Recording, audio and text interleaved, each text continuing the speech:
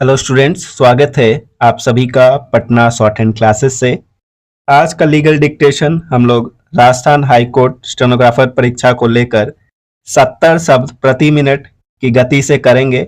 यह डिक्टेशन हमारा 21 डिक्टेशन हो जाएगा कंप्लीट, और डेली या अल्टरनेट हम लोग लीगल एडिटोरियल करके डिक्टेशन प्रोवाइड कर रहे हैं।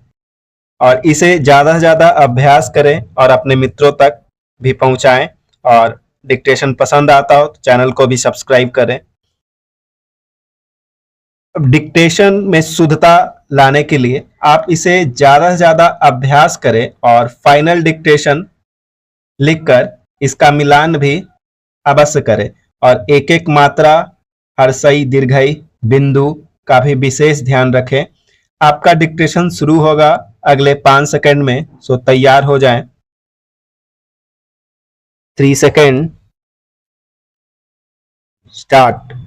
वादी प्रत्युत्तरदाता संख्या 1 ने याची प्रतिवादी संख्या 2 के विरुद्ध विक्रय के लिए किए गए करार दिनांकित 20/11/1987 और 4/10/1989 के विनिर्दिष्ट अनुपालन के लिए 2/5/2008 को एक बाद संस्थित किया था, जिसमें याची प्रतिवादी ने 2/12/2008 को एक लिखित कथन और 12/5/2009 को प्रतिदावा प्रस्तुत किया। विचारण न्यायालय ने लिखित कथन पेश करने के बाद एक विवादकों की विरचना के बाद प्रतिवादी द्वारा प्रस्तुत प्रतिदावा को अस्वीकार कर दिया। उच्च न्यायालय ने भी आदेश दिनांक 15/5/2009 के द्वारा प्रतिदावा अस्वीकार करते हुए अपील निरस्त कर दिया।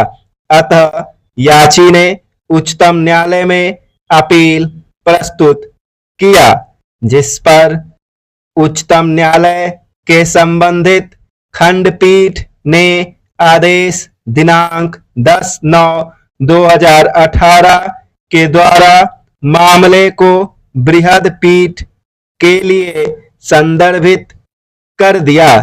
तदनुसार मामले में इस पूर्ण पीठ ने निर्धारण के लिए निम्नलिखित प्रश्न विरचित किया। 1. क्या सिविल प्रक्रिया संहिता के आदेश 8 नियम 6 का किसी लिखित कथन को प्रस्तुत किए जाने के बाद प्रतिदावा प्रस्तुत करने पर किसी प्रतिबंध को आदेशित करता है? दूसरा, यदि उपर्युक्त प्रश्न का उत्तर नकारात्मक है, तब लिखित कथन को प्रस्तुत कर दिए जाने के बाद प्रतिदावा पेश करने पर क्या प्रतिबंध है? निर्णय 1. व्यवहार प्रक्रिया संहिता 1908 का आदेश 8 लिखित कथन, मुजरा और प्रतिदावा से संबंधित मामलों के बारे में उपबंध करता है, जिसका नियम 1 से 5 लिखित कथन से संबंधित है। इस आदेश में वर्ष 2002 के संशोधन के द्वारा उपबंध किया गया कि लिखित कथन प्रतिवादी समन की तिथि से 30 दिन के भीतर प्रस्तुत कर सकता है, किंतु कारण दर्शित करते हुए न्यायालय इसे 90 दिन तक बढ़ा सकता है। आदेश 8 नियम 6 के अंतर्गत वादी के बाद पर प्रतिवादी उस धन की वसूली के लिए जिसे वह वैध रूप से वसूल सकता है, मुजरा का दावा कर सकता है, किंतु प्रतिवादी नियम 6 के अधीन मुजरा के अधिकार के अलावा वादी के दावे के विरुद्ध किसी ऐसे अधिकार या दावे के लिए प्रतिदावा भी कर सकता है जो वादी के विरुद्ध प्रतिदावा को बाद फाइल किए जाने के पूर्व या पश्चात किंतु प्रतिवादी द्वारा अपनी प्रतिरक्ष परिदत्त किए जाने के पूर्व या ऐसा नियम समय के पूर्व किसी वाद हेतुक के बारे में प्रोद्भूत हुआ है, चाहे ऐसा प्रतिदावा नुकसानी के दावे के रूप में हो या नहीं। दूसरा, आदेश 8 नियम 6 क से 6 तक के प्रावधान 1976 के संशोधन के द्वारा जोड़ा गया, जिसे 1-2-1977 से प्रवृत्त किया गया।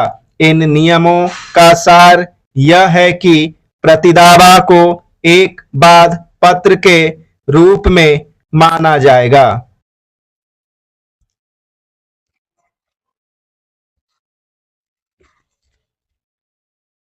उम्मीद है आप सभी ने इस डिक्टेशन को अच्छे से लिखा होगा।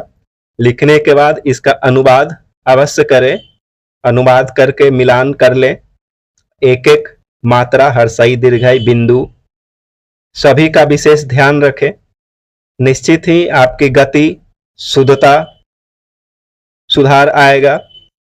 और डिक्टेशन पसंद आता हो तो ज़्यादा से ज़्यादा अपने मित्रों तक शेयर करें, चैनल को भी सब्सक्राइब करें।